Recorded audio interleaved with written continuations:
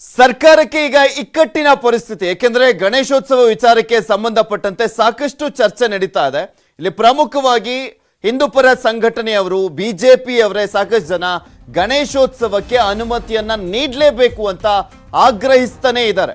ಯಾಕೆಂದ್ರೆ ನೀವು ಎಲ್ಲದಕ್ಕೂ ಕೂಡ ಅವಕಾಶವನ್ನ ಮಾಡಿಕೊಟ್ಬಿಟ್ಟು ಗಣೇಶೋತ್ಸವಕ್ಕೆ ಮಾತ್ರ ಅವಕಾಶವನ್ನ ಮಾಡಿಕೊಡ್ಲಿಲ್ಲ ಅಂದ್ರೆ ಎಷ್ಟು ಮಟ್ಟಿಗೆ ಸರಿ ಅನ್ನುವಂತ ಪ್ರಶ್ನೆಯನ್ನ ಇಲ್ಲಿ ಪ್ರಮುಖವಾಗಿ ಕೇಳ್ತಾ ಇರುವಂತದ್ದು. ನೀವು ಯಾವುದೇ ರೂಲ್ಸ್ ಅನ್ನ ಹಾಕೊಳ್ರಿ, ಪರವಾಗಿಲ್ಲ, ಆದ್ರೆ ನಿಯಮಗಳ ಪ್ರಕಾರನೇ ನಾವು ಆಚರಣೆ ಮಾಡ್ತೀವಿ. ಆದ್ರೆ ಯಾವ ಕಾರಣಕ್ಕೂ ಕೂಡ ಕಡಿವಾಣ ಹಾಕಬಾರ್ದು, ಗಣೇಶನ್ನ ಕೂರಿಸ್ಬೇಡಿ, ಗಣೇಶನ ಉತ್ಸವವನ್ನ ಮಾಡಬೇಡಿ ಅಂತ ಮಾತ್ರ ಹೇಳಬೇಡಿ ಅನ್ನುವಂಥದ್ದು ಹಲವು ಹಿಂದೂಪರ ಸಂಘಟನೆಗಳ ನಾಯಕರ ಪ್ರಮುಖ ಮನವಿ ಆಗಿದೆ, ಬೇಡಿಕೆ ಆಗಿದೆ, ಹಾಗೆ ಎಚ್ಚರಿಕೆ ಕೂಡ ಆಗಿದೆ.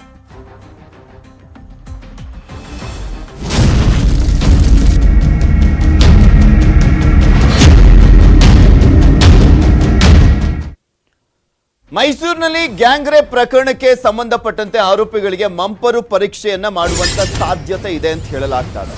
ಇನ್ನಷ್ಟು ಮಾಹಿತಿಯನ್ನ ಕಲೆ ಹಾಕಲಿಕ್ಕೆ ಮಂಪರು ಪರೀಕ್ಷೆಯನ್ನ ಮಾಡುವಂತ ಸಾಧ್ಯತೆ ಇರುವಂತದ್ದು. ಆರೋಪಿಗಳು ಮತ್ತಷ್ಟು ದುಷ್ಕೃತ್ಯಗಳಲ್ಲಿ ಭಾಗಿಯಾಗಿರುವಂತ ಶಂಕೆ ಇದೆಯಂತೆ. ಮತ್ತಷ್ಟು ಮಾಹಿತಿಯ ಸಂಗ್ರಹಕ್ಕೆ ಪೊಲೀಸರು ಸಾಹಸ ಪಡ್ತಾ ಇರುವಂತದ್ದು. ಇದೇ ಕಾರಣಕ್ಕೆ ಮಂಪರು ಪರೀಕ್ಷೆಗೆ ಮುಂದಾಗಿದ್ದಾರೆ ಪೊಲೀಸರು ಅಂತ ಹೇಳಲಾಗ್ತಾ ಇರುವಂತದ್ದು. ಮಂಪರು ಪರೀಕ್ಷೆ ಮಾಡಿದಂಥ ಸಂದರ್ಭದಲ್ಲಿ ಹಿಂದಿನ ಕೆಲವೊಂದು ಘಟನಾವಳಿಗಳನ್ನ ಹೇಳುವಂಥ ಚಾನ್ಸಸ್ ಇರುತ್ತೆ.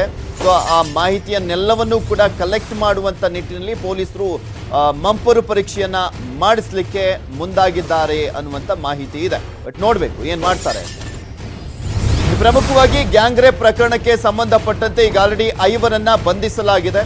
ಆ 5 ವಿಚಾರಣೆಯನ್ನ ಮಾಡುವಂತ ಸಂದರ್ಭದಲ್ಲಿ 6 ಜನ ಅಂದ್ಕೊಳ್ಳಾಗಿತ್ತು. ಅದಾದ್ಮೇಲೆ ಇನ್ನೂ ಒಬ್ಬ ಇದ್ದಾನೆ ಅಂತ ಗೊತ್ತಾಯ್ತು. ಸೊ ಹೀಗಾಗಿ ಈ ಗ್ಯಾಂಗ್ ರೇಪ್ ಪ್ರಕರಣದಲ್ಲಿ ಟೋಟಲ್ ಆಗಿ 7 ಜನ ಇರುವಂತದ್ದು ಗೊತ್ತಾಯ್ತು. ಅದರ ಜೊತೆಗೆ ಈ ಒಂದು ಗ್ರೂಪ್ ನಲ್ಲಿ ಯಾರಿದ್ದಾರೆ ಅಂದ್ರೆ ಈಗ 5 ಯಾರನ್ನು ಬಂಧಿಸಲಾಗಿದೆ. ಈಗ ಆಲ್ರೆಡಿ ಒಬ್ಬ ಒಂದು ದರೋಡೆ ಪ್ರಕರಣ ಮತ್ತು ಒಂದ್ ಕಡೆ ಕಾರನ್ನ ಕದ್ದಿದ್ದಂತ ಪ್ರಕರಣದಲ್ಲಿ ಈಗ ಆಲ್ರೆಡಿ ಅರೆಸ್ಟ್ ಆಗಿದ್ದ. ಜನವರಿಯ ಸಂದರ್ಭದಲ್ಲಿ ಆತ ಜೈಲಿಗೂ ಕೂಡ ಹೋಗಿ ಬಂದಿದ್ದ ಅನ್ನುವಂಥದ್ದು ಗೊತ್ತಾಗಿರುವಂಥದ್ದು. ಸೊ ಹೀಗಾಗಿ ಇವರು ಈ ಹಿಂದೆ ಇನ್ನೂ ಸಾಕಷ್ಟು ಪ್ರಕರಣಗಳಲ್ಲಿ ಭಾಗಿಯಾಗಿರಬಹುದು ಅನ್ನುವಂಥ ಶಂಕೆ ವ್ಯಕ್ತವಾಗ್ತಾ ಇರುವಂತ ಹಿನ್ನೆಲೆಯಲ್ಲಿ ಮಂಪರು ಪರೀಕ್ಷೆಯನ್ನ ಮಾಡುವಂತ ಸಾಧ್ಯತೆ ಇದೆಯಂತೆ.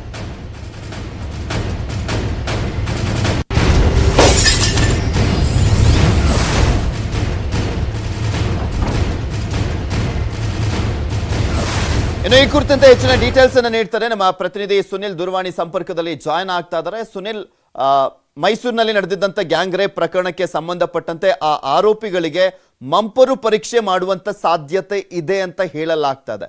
ಮೇನ್ ರೀಸನ್ ಇನ್ನು ಸಾಕಷ್ಟು ಕೃತ್ಯಗಳಲ್ಲಿ ಭಾಗಿಯಾಗಿದ್ದಾರೆ ಅನ್ನುವಂತ ಶಂಕೆನ ಅಥವಾ ಈ ಒಂದು ಪ್ರಕರಣಕ್ಕೆ ಸಂಬಂಧಪಟ್ಟಂತೆ ಇನ್ನು ಸಾಕಷ್ಟು ಮಾಹಿತಿಯನ್ನ ಕಲೆಕ್ಟ್ ಮಾಡುವಂತ ನಿಟ್ಟಿನಲ್ಲಿ ಮಂಪರು ಪರೀಕ್ಷೆನ ಅದು?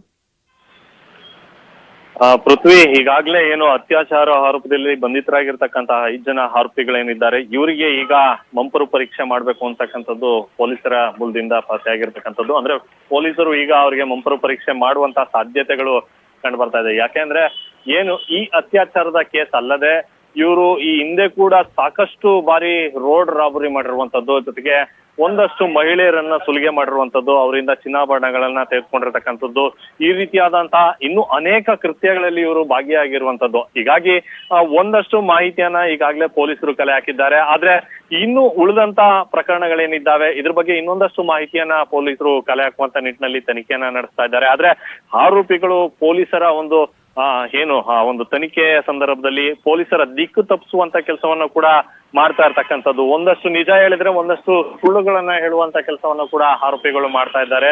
ಹೀಗಾಗಿ ಪೊಲೀಸರು ಇವರನ್ನ ಮಂಪರು ಪರೀಕ್ಷೆಗೆ ಒಳಪಡಿಸಬೇಕು ಅನ್ನುವಂತ ಬೆಳವಣಿಗೆಗಳು ಪೊಲೀಸ್ ಇಲಾಖೆನಲ್ಲಿ ನಡೀತಾ ಇರ್ತಕ್ಕಂಥದ್ದು.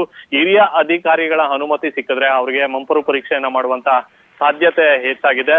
ಮತ್ತು ಒಂದಷ್ಟು ಅವ್ರು ಮಾಡಿರ್ತಕ್ಕಂಥ ಪ್ರಕರಣಗಳು, ಹಗರಣಗಳು ಇವೆಲ್ಲವೂ ಕೂಡ ಬಯಲಿಗೆ ಬರುವಂತಹ ಸಾಧ್ಯತೆಗಳಿದೆ. ಪೃಥ್ವಿ, ಓಕೆ, ಥ್ಯಾಂಕ್ ಯು ಸುನಿಲ್ ನಿಮ್ಮೆಲ್ಲ ಡೀಟೇಲ್ಸ್ಗಾಗಿ.